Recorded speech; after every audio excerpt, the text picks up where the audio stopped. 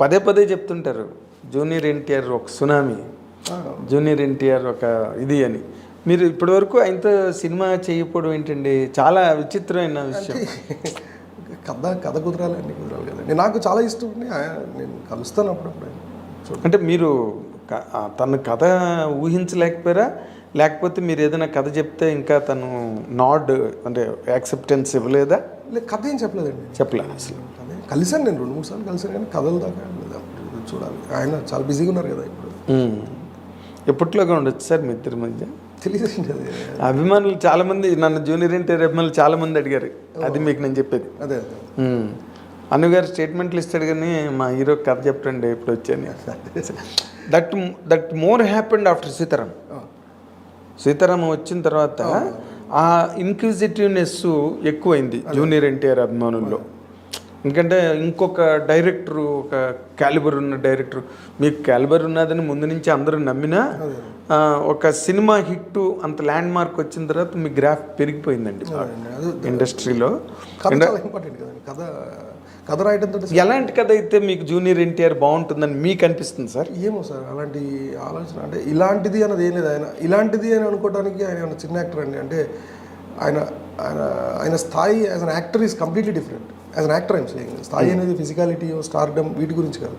So ఎలాంటి కథ అంటే ఆయన ఏ కథ అయినా చేయగలిగిన యాక్టర్ బేసిక్గా. అంటే దాన్ని ఏమంటారు, water is like a water litre. అదే పాత్ర ఎందులో అయినా ఏదైనా ఆయన చేయగలరు. ఆయన చేయలేని పాత్ర అంటే ఏముంది, ఆయన చేయలేని కథ ఏంటి అసలు? ఆయన చేయలేని కథ అంటూ ఏది లేదు.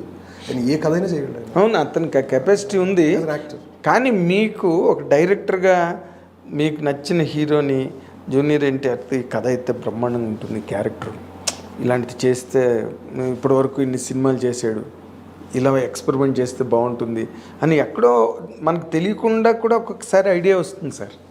ఇష్టం ఉన్న దాని మీద అయితే, ఇష్టం లేకపోతే మైండే పనిచేయదు దాని మీద. అలాగే ఇప్పుడు ఏమనిపించలేదు సార్.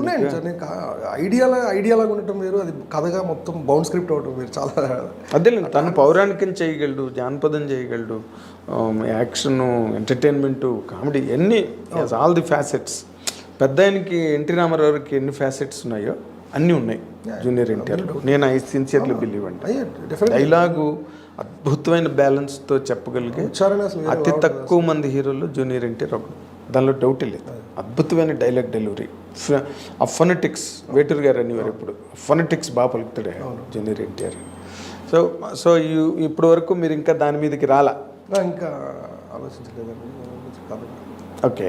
సో మీరు కాలేజ్లో ఉన్నప్పుడు కానీ లైక్ తర్వాత జాబ్ చేస్తున్నప్పుడు కానీ ఎక్కువగా ఎవరి మూవీస్ ఎక్కువగా చూసేవారు? ఏ డైరెక్టర్ అంటే మీకు బాగా ఇష్టం? ఎవరెవరు మీ ఫేవరెట్ డైరెక్టర్స్ ఎవరు? నాకు ఫస్ట్ నుంచి కూడా విశ్వనాథ్ గారి మూవీస్ అంటే బాగా ఇష్టం అండి. అండ్ విశ్వనాథ్ గారు మూవీస్, అండ్ ఇప్పుడు అయితే సుకుమార్ గారు మూవీస్ బాగా ఇష్టం నాకు. సో హీరోస్లో మీరు బాగా ఎక్కువ ఒక ఆడియన్స్గా, లైక్ ఇప్పుడు డైరెక్టర్ అయ్యారు బిఫోర్ దట్, సో డైరెక్టర్ కాకముందు మీరు ఎక్కువగా వెళ్ళి ఫ్రెండ్స్తో సినిమాలు చూడడం, ఫ్యామిలీతో సినిమాలు చూడడం, ఏ హీరోని ఎక్కువగా, ఏ హీరోయిన్స్ ఎక్కువగా చూసారు? నాకు ఎప్పుడూ చిరంజీవి గారి సినిమాలు అంటే ఇష్టం, చిన్నప్పటి నుంచి కూడా అన్నమాట. చెప్పారు కదా ముఠా మేస్త్రి. సో చిరంజీవి గారి సినిమాలు అంటే ఇష్టం. ఇప్పుడు అందరూ మంచి యాక్టర్సే, సో అందరూ మంచి యాక్టర్స్, హెడ్ యాక్టర్స్ కూడా. Probably it depends on the movie and what we write, what we show. So Tarak గారి యాక్టింగ్ కూడా చాలా ఇష్టం అండి. అంటే ఈ seems like lot of energy, అసలు ఎలా కంటైన్ చేస్తారు అంత ఎనర్జీని అన్నట్టు అనిపిస్తుంది. And Bunny also. So okay sir, డెఫినెట్గా ఎంతో కొంత ఎన్టీఆర్తో మీకు సాన్నిహిత్యం ఏర్పడి ఉంటుంది. అప్పుడే తెలిసి ఉండాలిగా అనిల్ రావుపూడి స్టఫ్ ఏంటన్నది అక్కడే తెలిసి ఉండాలిగా ఒక స్టార్ అయిన ఎన్టీఆర్కి. అలా ఎందుకు కుదరవు సినిమాలు, అక్కడ ఎందుకు ట్యూన్ అవ్వవు?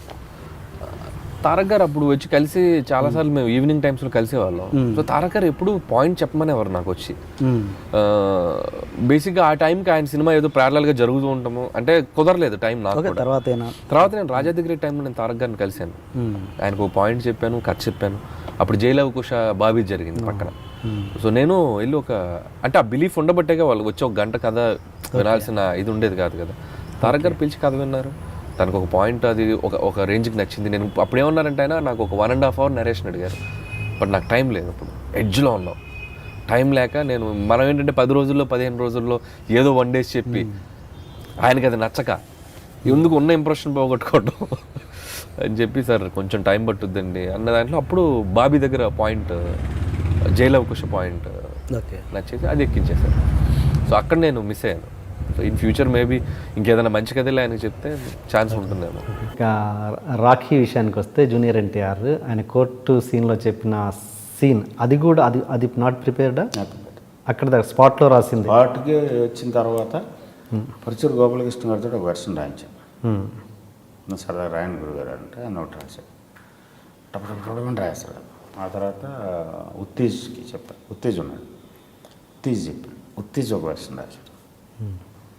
ఆ రెండు చదివి పక్క పెట్టి మళ్ళీ నేను వెళ్ళి పక్కన కూర్చొని మళ్ళీ రాసుకున్నాను.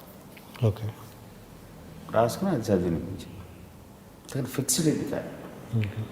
ప్లస్ నేను రాసింది ఈ దాంట్లో ఉత్తేజ్ కంటెంట్ ఎక్కువ ఉంది. ఓకే, వీళ్ళందరికీ పెద్ద బాల శిక్ష ఇవ్వండి సార్, మళ్ళీ పాఠశాలలు ఏం సార్, ఈ ఎక్స్ప్రెషన్స్ ఆడివి ఓకే, బాగున్నాయని తీసుకున్నాం. కంటెంట్ నాది, చిన్న సినిమా మొత్తం ఉన్న కంటెంట్ అక్కడ వాడాలి. చదివి వినిపించింది తారక్.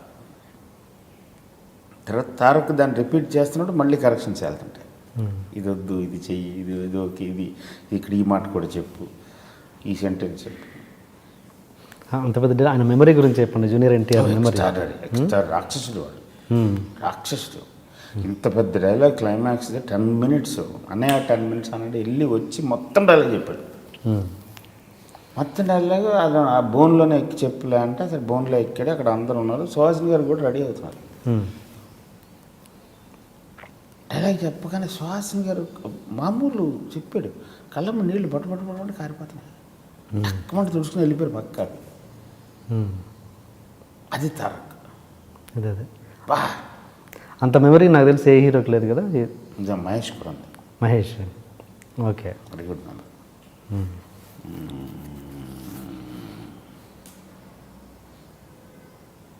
ఉన్నారు 2-3.